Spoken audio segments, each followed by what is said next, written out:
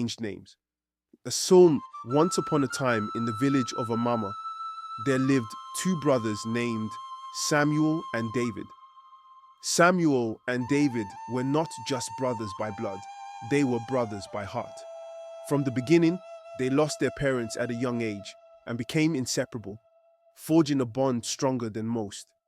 Together, they built a thriving business selling car tires, and their success was a reflection of the mutual love and respect they had for each other.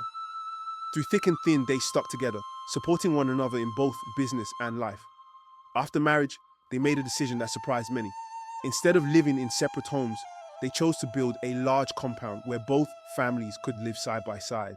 Their wives, Grace and Esther, became the best of friends, brought together by the same deep bond their husbands shared.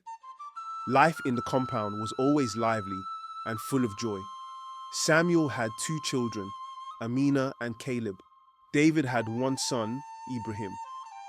The three children were so close that the lines between whose child belonged to whom blurred.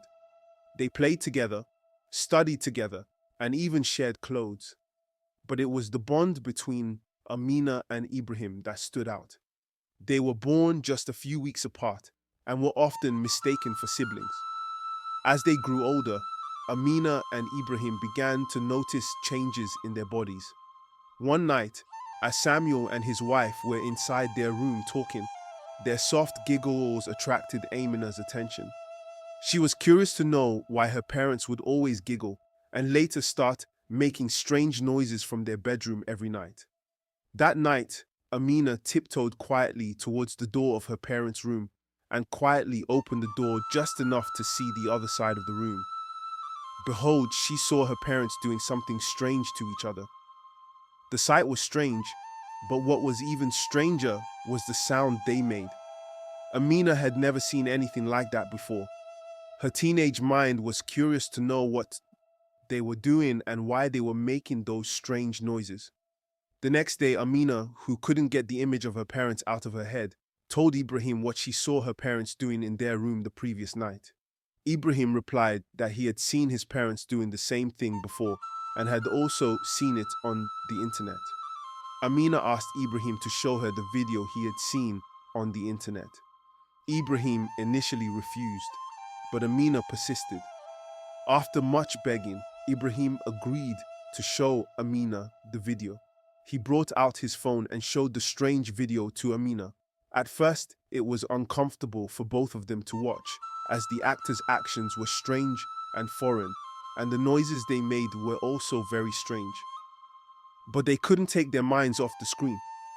The two kept watching, and something inside of them started to stir. It was their innocence, their pure bond, which was untainted, as they were cousins.